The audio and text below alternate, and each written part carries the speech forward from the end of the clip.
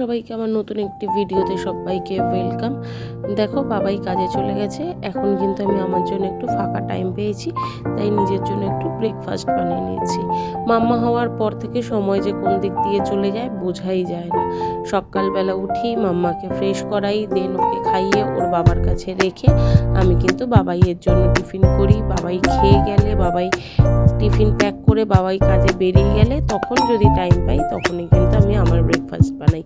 তো আজকে একটু চাউমিন বানিয়ে নিচ্ছিলাম, সেই জন্য বাটিতে ফার্স্টে জল গরম করে তাতে পরিমাণ মতো লবণ এবং সাদা তেল দিয়ে জলটাকে গরম করে আমি কিন্তু চাউমিনগুলোকে ভেঙে ভেঙে জলে দিয়ে দিচ্ছিলাম হাফ সিদ্ধ করার জন্য। তারপরে কিন্তু চাউমিনগুলোকে একটু বয়েল করে নাড়াচাড়া করে ঠান্ডা জল ঝরিয়ে ঠান্ডা জল দিয়ে ভালো করে ধুয়ে রেখে দেবো। দিয়ে আমি আমার বাকি চাউমিনের যে ইনগ্রিডিয়েন্টস আছে সেগুলোকে রেডি করব। মাম্মা হওয়ার পর যে টাইম কোথা দিয়ে কেটে যায় সত্যি আমি খেয়াল করতে পারি না। সারাটা দিন আমার ওকে নিয়ে কেটে যায়, কারণ বাড়িতে আমি আর মাম্মাই থাকি। ওকে টাইম দেওয়ার পেছনে ওর যা যা জিনিস দরকার সেগুলো টাইম মতো করার পরে যে টাইমটা আমি ফাঁক পাই সেই টাইমটাতেই কিন্তু আমি ঘরের কাজগুলো করে নিই।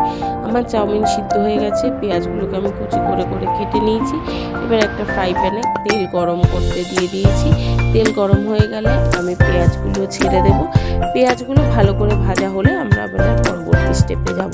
তো যেটা বলছিলাম, সত্যি মেয়েরা যখন মা হয়ে যায় না, মেয়ে থেকে মা হওয়ার যে টাইমটা সেই টাইমটা একটা ফেস কাটে, মেয়ে হওয়ার টাইমটা একটা ফেস কাটে।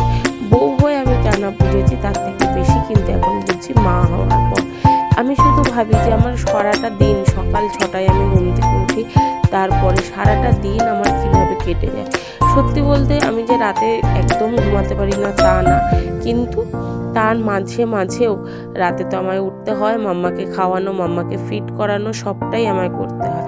দেখো গল্প করতে করতে কিন্তু আমার পেঁয়াজটা হালকা ব্রাউন ভাজা হয়ে গেছে। তারপরে কিন্তু আমি এতে স্বাদ মতো নুন দিয়ে দিচ্ছি। নুনটা এখানে আমি খুব বেশি দেবো না, কারণ আমি যখন চাউমিনটা সিদ্ধ করেছিলাম তখনই তাতে পরিমাণ মতো নুন দিয়ে দিয়েছিলাম। এখানে পেঁয়াজটা আর ডিমটা ভাজতে যেটুকু নুন লাগে সেটুকু। সত্যি বলতে আমি কিন্তু খুব বেশি লবণ খাবারে খাই না। দেখো পেঁয়াজটা ভাজা হয়ে গেলে এতে ডিম দিয়ে দিয়েছি, আর ডিমটাকে ভালো করে ঝুরি মতো করে ভেজে নেব পেঁয়াজের সাথে। যেরকমভাবে ডিম ভুজিয়া করে সেরকমভাবে আমি এই দুটোকে ভালো করে মিশিয়ে নিচ্ছি। তারপরেই কিন্তু এতে আদার্স যা যা উপকরণ আছে সাথে মেন ইনগ্রিডিয়েন্টস চাউমিনটা দিয়ে দেবো। চাউমিনটা আমি জল ঝরিয়ে ঠান্ডা করে রেখে দিয়েছিলাম। এবার চাউমিনটা আমি পেঁয়াজ আর ডিমের মধ্যে দিয়ে দিচ্ছি, কারণ এগুলো ভাজা হয়ে গেছে। আর দেখো চাউমিনটা দিয়ে দিলেই কিন্তু আর বেশি উপকরণ নেই, বেশি টাইম লাগবে না। এরপরেই এতে পরিমাণ মতো সয়া সস আর টমেটো কেচাপ দিয়ে দেবো। তারপরে হালকা নেড়ে চেড়ে কিন্তু আমাদের চাউমিন রেডি হয়ে যাবে। দেখো সত্যি বলতে আমি একদম নিউকামার, আমি নতুন ভিডিও করছি। আমি আশা রাখবো আমার ভিডিওগুলো সবার খুব ভালো লাগবে। যা ভুল ত্রুটি হবে সবার নিজের মনে করে ক্ষমা করে দিও। আশা রাখবো যে পরবর্তী দিনে আরও ভালোভাবে আরও সুন্দরভাবে তোমাদের কাছে ভিডিও নিয়ে আসতে পারবো। আর সবার কাছে রিকোয়েস্ট, সবাই আমার পাশে থেকো, আমাকে সাপোর্ট করো। নতুন ভিডিওতে প্লিজ লাইক কমেন্ট শেয়ার করো। আর দেখো গল্প করতে করতে কিন্তু আমার চাউমিন রেডি। এরপরেই দেখো চাউমিন আমার রেডি হয়ে গেছে। আমি আর মাম্মা বসে পড়েছি একটু কোয়ালিটি টাইম স্পেন্ড করতে। ভিডিওটা ভালো লাগলে অবশ্যই আবারও রিকোয়েস্ট করছি, লাইক করো, কমেন্ট করো, শেয়ার করো। আর ততক্ষণে তোমরা পরবর্তী ভিডিওর জন্য ওয়েট করো। টাটা।